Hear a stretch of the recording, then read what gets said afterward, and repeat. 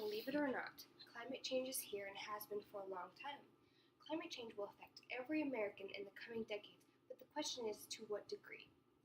The term climate change is better described as irreversible changes to the climate structure.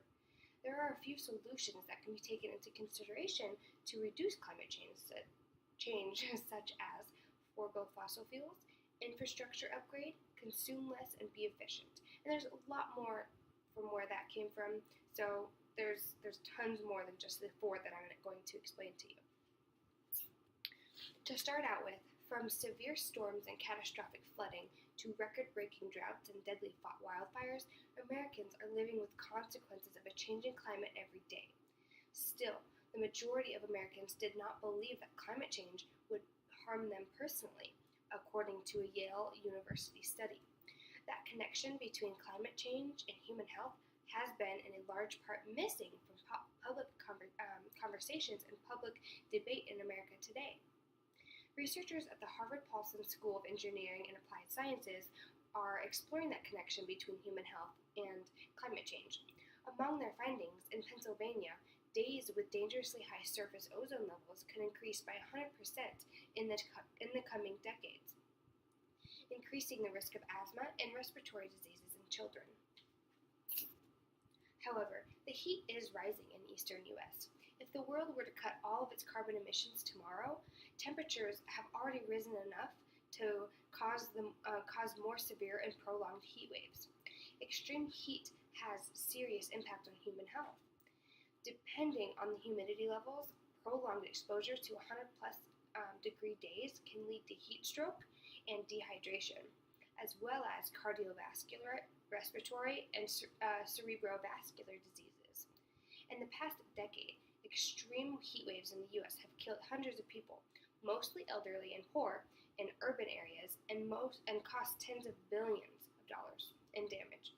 Northern cities such as Chicago, New York, Philadelphia, and Boston, which are less prepared to deal with excessive temperatures, will likely face the brunt of the public health burden of heat waves in the coming years. With little ability to stop future heat waves, the best option is to mitigate damage. To mitigate damage is to prepare. So preparation is the key. Improving our ability to accurately predict heat waves, it can save lives. With more time to prepare, utility companies could also ensure that they have enough power options to deal with a spike in demand. Farmers could alter irrigation tactics to prevent crop loss.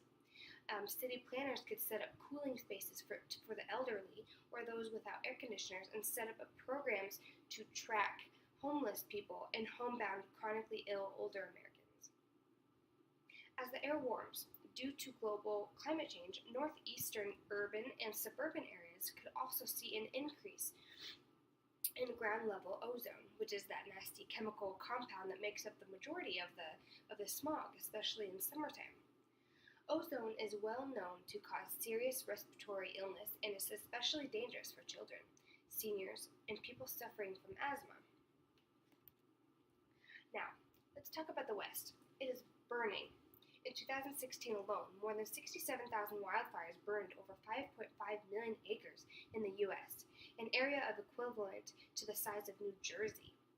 If global warming continues on pace, the models predicted that by 2050, the wildfire season in the western U.S. will be about 3 weeks longer, twice as much smoke, and will burn more area. In the coming decades, the area burned in August could increase by 65% in the Pacific Northwest.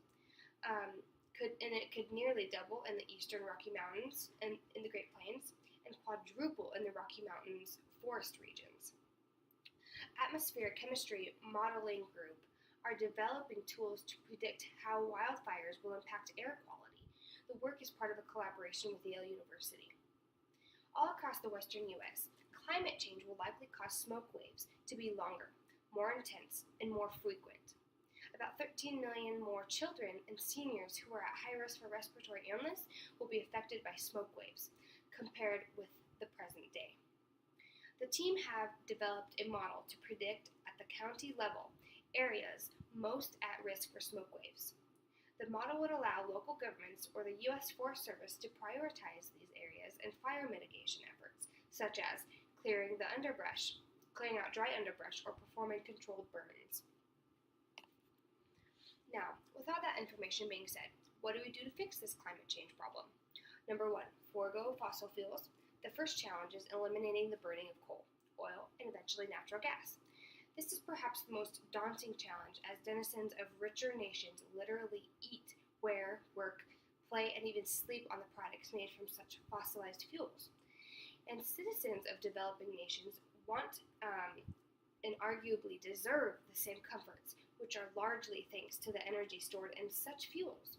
So, my advice to you would be to try to employ alternatives when possible: plant-derived plastics, biodiesel, wind power, and to invest in the change, be it by divesting from oil stocks or investing in companies practicing carbon capture and storage.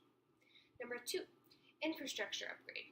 Of course, it takes a lot of cement, a major source of greenhouse gas emissions, to construct new buildings and roads.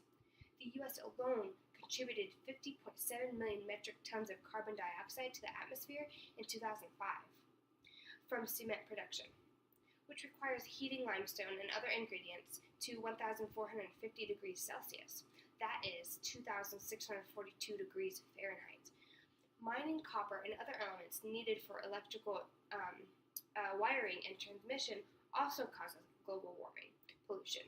But energy-efficient buildings and improved cement-making processes, such as using alternative fuels to fire up the kiln, could reduce greenhouse gas emissions in the developed world and prevent them in the developing world.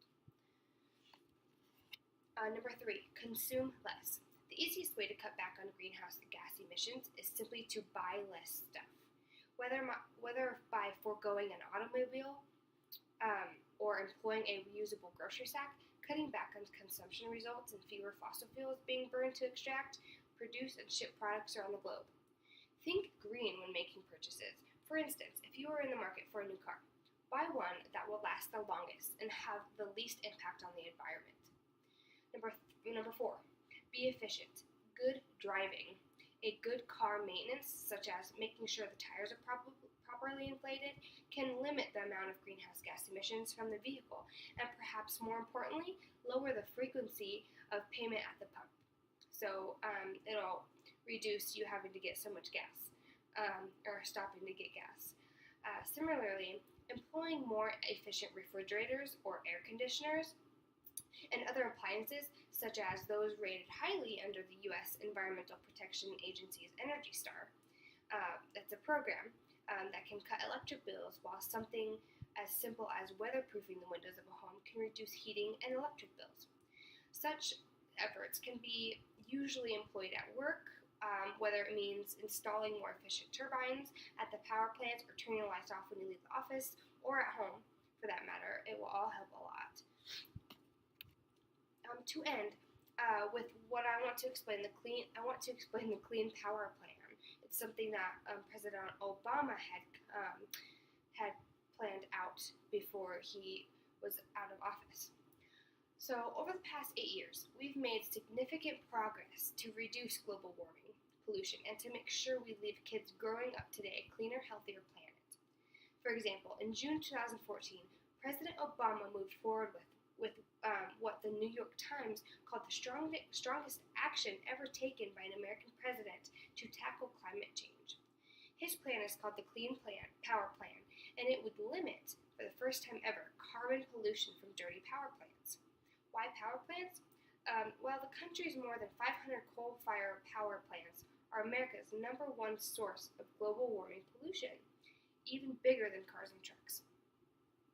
In fact, the Clean Power Plan would cut this pollution at least 30% by the end of the next decade by giving the states the option to replace dirty coal plants with wind, solar, and energy efficiency. It also has the potential to speed the shift to clean power.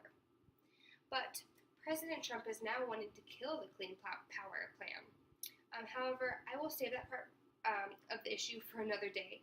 That's a whole different speech, I should say. There are a few solutions that can be taken into consideration to reduce climate change, and I have now explained them to you, such as forego fossil fuels, infrastructure upgrade, consume less, and be efficient. Climate change affects everyone and everything in the world, and in order to stop it, or at least reduce it, us humans need to do our part to help clean the world. Thank you.